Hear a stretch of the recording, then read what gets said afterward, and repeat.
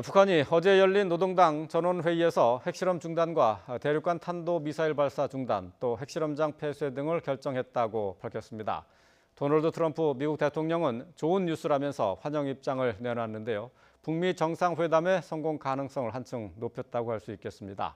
자, 스튜디오에 왕선택 통일외교 전문 기자가 나와 있는데요. 관련 내용들을 함께 살펴보도록 하겠습니다. 어서 오십시오. 네, 안녕하세요.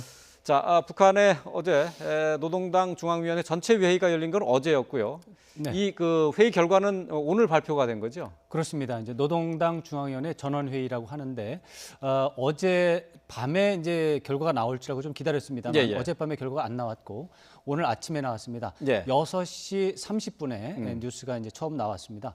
북한 시각으로 6시가 되겠습니다. 뉴스 내용을 보면 상당히 긴 내용인데 가장 주목할 만한 내용이 이제 기본적으로 우리 입장에서 보면 세 가지가 있습니다. 핵실험을 중단하겠다. 그다음에 ICBM 대륙간 탄도미사일 발사를 중단하겠다. 그리고 핵실험장을 폐기하겠다. 이렇게 한 세 가지 내용이 가장 이제 관심을 받은 내용이고, 그리고 그거보다 오히려 더 중요한 것이 병진 노선이 완료됐다라고 하는 선언. 이제 승리 선언입니다. 그러면서 동시에 새로운 전략으로서 경제 건설에 집중하겠다. 이것이 새로운 전략이다. 이렇게 어떻게 보면 내용을 요약할 수 있겠습니다. 지금 말씀하신 그 내용 하나하나를 좀 살펴보겠습니다. 먼저 이제 남북 대화도 정상회담도 예고가 돼 있고 북미 정상회담도 지금 예고가 돼 있단 말이죠. 가장 중요한 것은 비핵화와 관련된 것인데 물론입니다. 비핵화가 가장 핵심 주제가 될 텐데 여기에 앞서서 지금 북한이 발표한 내용은 핵실험 중단, 그리고 또 대륙간 탄도미사일 실험 발사 중단이란 말이죠. 이건 어떤 의미를 갖는 겁니까? 기본적으로 이것이 비핵화 협상 중에 들어있는 내용입니다. 그래서 협상을 해서 나와야 되는 내용인데 일반적으로 핵실험 중지, 미사일 발사 중지는 모라토리엄이라는 말로 표현을 해서 1단계 조치에 해당합니다. 사실은 비핵화를 크게 보면은 1단계 같은 경우 동결, 2단계에 가서는 불능화, 3단계에 가서는 완전히 폐기. 이런 식으로 이제 단계로 크게 구분하거든요. 근데 이게 거의 동결의 의미가 있습니다. 협상을 한 결과 서로가 주고받으면서 내놔야 될 1단계 조치를 북한이 일방적으로 지금 해버린 겁니다. 상응 조치를 안 받고. 그렇기 때문에 상당한 의미가 있다고 봐야 되고요. 이 중에서 또 핵실험장 폐기라고 하는 것은 동결보다도 한 단계 더 나간 겁니다. 아까 이제 말씀드렸다시피 비핵화의 크게 이제 세 가지 단계. 1단계는 동결, 그대로 내버려 둔다. 2단계는 불능화, 못 쓰게 만들어 버린다. 3단계는 완전히 폐기해 버린다. 이렇게 3단계로 보는데 핵실험장 폐기라고 하는 것은 2단계 불능화에 해당하는 내용입니다. 그러니까 굉장히 좀 진전된 내용이고, 그래서 중국에서는 이것을 정치적인 대사건이다. 이렇게 또 표현할 정도로 높이 평가하고 있습니다만 하여간 굉장히 획기적인 진전이다 이렇게 평가할 수 있습니다. 말씀하신 것처럼 정상회담을 통해서 이 비핵화 부분, 그러니까 동결, 또 불능화, 또 폐기 이렇게 이어지는 단계를 하나씩 밟아 나가야 되는데 왜 벌써 발표를 한 겁니까? 지금으로 봐서는 두 가지의 목적을 가지고 어제 전원회의를 하고 그 결과를 발표한 거라고 봐야 되겠는데 간단하게 대내용, 대외용 메시지 전달 이렇게 봐야 되겠습니다. 대내적으로는 이제 북한 주민들에 대한 메시지 전달이 되겠습니다. 지금 남북 정상회담과 북미 정상회담을 통해서 북한 김정은 국무위원장은 비핵화를 공개적으로 약속할 것이 확실시되고 있습니다. 그랬을 때 그 결과를 북한 주민들도 알게 됩니다. 근데 지금까지 북한 주민들은 핵은 절대로 포기할 수 없다라고 하는 교육을 받고 있었고 그것을 믿고 김정은 위원장을 따라왔던 것이거든요. 그런데 아무런 설명도 없이 갑자기 비핵화를 약속을 해버리면 북한 주민들이 영문을 모르는 상황이 발생할 수 있고 또 어떻게 보면 불만을 제기할 수도 있습니다. 그래서 논리적인 설명, 왜 김정은 위원장이 비핵화를 약속을 하는지 이런 것들을 사전에 설명하는 그런 조치로서 그 이제 설명 논리가 그거죠. 병진 노선이 성공했으므로 비핵화에 대해서 이제는 토의가 가능하다 이런 얘기를 할 수 있는 것이고 두 번째 외부적으로도 문제가 좀 있습니다. 지금 비핵화 의지를 기본적으로 우리 이제 문재인 대통령 특사한테 3월 5일 날 밝힌 게 어떻게 보면 최초의 뉴스고 그 다음에 이제 폼페이오 그 중앙정보국장이 또 평양에 가서 비핵화 의지를 또 듣고 왔다는 거 아닙니까? 또 시진핑 위원장과 김정은 위원장이 만나서 또 비핵화 의지를 또 설명했다는 것이고요. 그럼에도 불구하고 세계 곳곳에서는 야, 이게 북한이 과연 비핵화 의지가 있느냐, 예. 저렇게 하다가 저거 혹시 속이는 게 아니냐 하면서 비핵화와 관련된 다른 요소들이 진전이 안 되고 있습니다. 예. 그래서 김정은 위원장은 어쩌면은 전 세계를 상대로 비핵화 의지가 있다라고 예. 하는 것, 자기의 진정성에 대해서 좀 더 가시적인 표시가 필요하다 이런 판단을 하고 선제적으로 이런 조치를 취한 것 같습니다. 그러니까 예. 대내적으로 북한 주민들에 대해 설명하고 대외적으로 비핵화 의지에 대한 진정성을 널리 알리기 위해서 선제적으로 굉장히 과감한 조치를 했다. 이렇게 볼 수가 있겠습니다. 예. 뭐 말씀하신 것처럼 북한은 이제까지 핵경제 병진 노선을 주창을 해왔고 헌법에도 이제 그게 명시가 돼 있었단 헌법에도 말이죠. 있고 뭐 노동당 규약에 있고 뭐 네. 예. 근데 이제 핵무력 완성을 선언한 상황에서 이제 핵경제 병진 노선은 버리고 이제 경제에 집중하겠다. 그런 이렇게 거죠. 선언을 한 거죠. 그렇습니다. 그 사실 병진 노선이 핵무력 건설과 경제 건설 노선을 같이 하자라는 내용이 이제 병진 노선인데 이 1번 요소 핵무력 건설이 완성됐다는 것이죠. 그러니까 병진 노선을 할 필요가 없다는 논리입니다. 예. 경제 핵무력 끝났으니까 그건 끝났고 2번 경제 건설에 집중하면 된다. 그러니까 어떻게 보면 논리적으로 굉장히 당연한 얘기고 북한 주민들도 뭐 한편 수긍할 수가 있습니다. 이런 말을 하기 위해서 사실 북한은 지난해 11월 29일 화성 15형 미사일을 쏜 다음에 핵무력 완성을 했다고 선언을 했습니다. 그 다음에 북한 내부에서는 이제 도저히 미국이 북한을 침공할 수 없는 상황이 됐다고 이런 선전을 계속해서 반복적으로 했기 때문에 북한 주민들이 받아들일 수 있는 그런 상황이고 이제 오늘 아침에 나온 내용을 보면 북한이 이런 내용을 이제 김정은 국무위원장의 이런 발언을 또 소개하고 있습니다. 새로운 전략 노선의 목표가 뭐냐? 풍요한 가을을 맞이해서 온 나라의 인민들의 웃음소리가 널리 울려 퍼지게 하겠다. 그리고 그 전체 인민들에게 남부럽지 않은 유족하고 문명한 생활을 마련해 주겠다. 이걸 위해서 경제 건설을 하겠다. 이렇게 설명했다라고 이제 보도하고 있거든요. 아무래도 부강한 조국을 건설해서 지금 이제 아무래도 북한 주민들의 경제 생활이 굉장히 낮으니까 굉장히 높은 수준을 만들고 싶어하는 김정은 위원장의 그 의지가 그럼 숨김없이 표현이 됐다. 이렇게 봐야 될 것 같습니다. 과거에 김일성이 이밥에 고깃국을 먹게 해주겠다 하는 것을 지금 현대적으로 이렇게 한 거다 이렇게 봐도 되겠네요. 맞습니다. 바로 이밥에 고깃국을 인민들에게 먹여주겠다 이렇게 했는데 그게 안 되고 있었거든요. 그 안 되고 있었던 이유 중에 하나가 핵무기를 개발했기 때문이죠.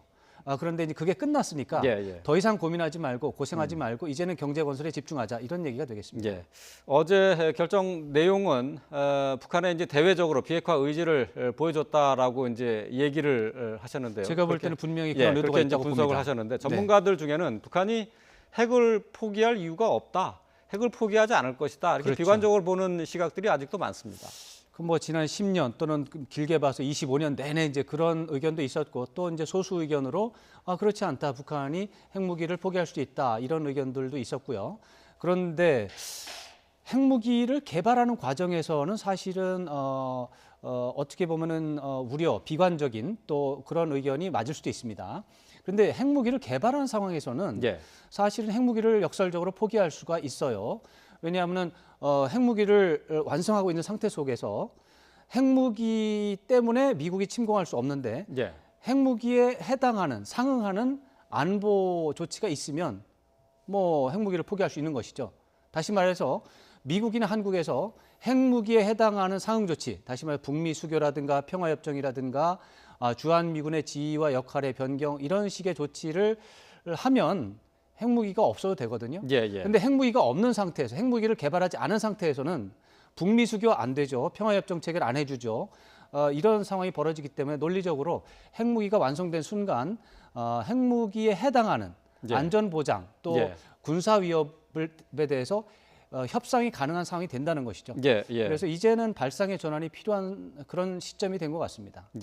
그렇다면 그 군사적 위협이나 체제 보장이 된다면은 핵무기를 포기할 것이다. 그 과거와 똑같은 형태의 회담이 되는 것 아니겠습니까?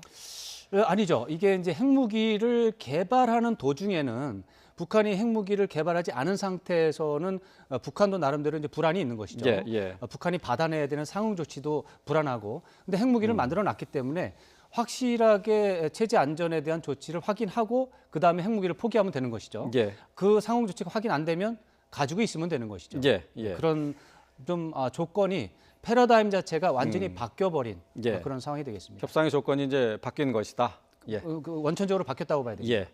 자, 이제 북한의 발표에 대해서 도널드 트럼프가 미국 대통령 도널드 트럼프가 신속하게 반응을 보였어요. 그렇습니다. 예, 뭐 긍정적으로 보고 있는데 앞으로 미국 정상회담, 북미 정상회담에서의 성과를 낙관할 수 있는 그런 분위기가 조성됐다 이렇게 볼 수 있을까요? 지금으로 봐서는 말씀드렸다시피 오늘 아침에 북한에서 나온 뉴스는 북한하고 미국이 정상회담을 통해서 한 차례 협상을 한 뒤에 나올 법한 그 정도의 무게감이 있는 그 예. 정도의 충격적인 조치인데 이것을 그런 협상이 없는 상태에서 선제적이고 일방적으로 대가를 요구하지 않은 상태에서 이제 북한이 이제 진행을 해버린 것이거든요. 예. 이렇게 되면은 북한이 상당히 미국에 대해서 상당한 적극적인 의지를 보인 것으로 봐야 됩니다. 이렇게 됐을 때 미국도 당연히 거기에 대해서 상응하는 조치를 할 것으로 예상을 하는 게 맞고요. 그렇게 되면 북미 정상회담 개최 가능성은 높고 또 북미 정상회담에서 성과를 거둘 가능성도 상당히 있다. 더 커졌다 이렇게 예. 보는 것이 맞겠습니다. 지금 이미 이제 북한에서는 동결 조치를 했단 말이죠. 그렇죠. 동결에 해당하는 내용들이 예. 몇 가지 중에서 상당 부분이 지금 이행이 되고 있습니다. 예. 그러면 다음 이제 정상회담에서는 이거보다 더 한 단계 더 진전된 결과가 나오는 것 아니겠습니까? 뭐 그렇게 볼 수도 있고 그것은 이미 이런 것들을 북미 정상 간에 확인만 해도 상당한 성과가 되고 한 단계 더 나간 그런 것도 있습니다. 대신 이제 그것이 뭐 구체적인 조치라기보다는 어차피 앞으로 남은 것은 예.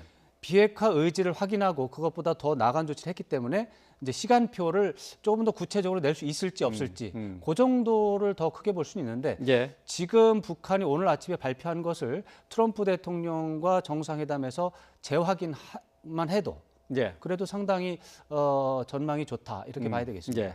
자, 북미 정상회담 일정이 아직 확정이 안 됐어요. 아직 안 장소하고 됐죠. 시간이 지금 안 나왔는데 그렇습니다. 여기에 대한 보도가 있었죠. 네, 그렇습니다. 지금까지는 장소 결정 안 됐고 시기는 5월에서 6월 초 여기까지가 공식적으로 확인된 부분이었는데 장소와 관련해서 월스트리트 저널 보도가 있었습니다. 예. 장소와 관련해서 지금까지는 5군데 어딘지 모르지만 5군데를 놓고 이제 알아보고 있다 이렇게 예. 하고 있었는데 예. 월스트리트 저널 보도는 2군데로 압축을 하고 있습니다.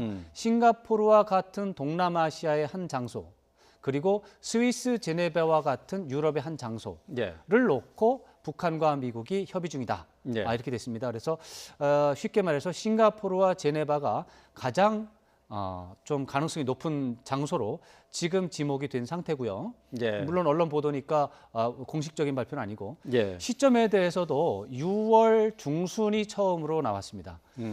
지금까지는 이제 5월에서 6월 초순이었기 때문에 아무래도 6월 초순이 되지 않을까 예. 예상을 했습니다만 예. 6월 중순이 오늘 처음 나왔기 때문에 6월 중순 가능성이 높아졌습니다. 그러면서 예. 굉장히 좀 설득력이 높은 얘기가 6월 7일과 8일 캐나다에서 주요 7개국 G7 정상회의가 열리니까 예.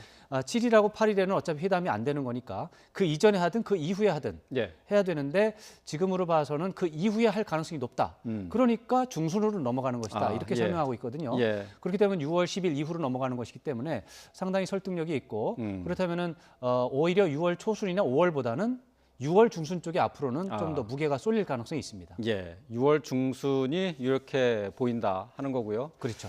예, 장소는 뭐 지금까지 이제 판문점이나 평양, 몽골 얘기가 나왔었는데 일단 그것은 제외된 것으로 봐야 되겠네요. 제외까지는 어렵습니다. 지금까지 공식적으로 확인된 거는 예.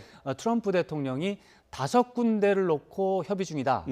그리고 미국은 아니다였습니다. 예, 예, 미국은 알겠습니다. 아니다 하니까 평양 울란바토르도 여전히 뭐 토론이 될 수 있고 예. 저는 개인적으로 여전히 한국의 제주도 같은 경우도 후보 지역으로 생각을 하고 예. 그다음에 싱가포르나 스위스 역시 이제 후보 지역으로 예. 뭐 협의가 되고 있다 이렇게 봐야 되겠습니다. 예. 예, 계속 뭐 추측만 할 뿐이 지금은 추측 단계입니다. 예, 결정된 것은 없으니까요. 맞습니다. 예.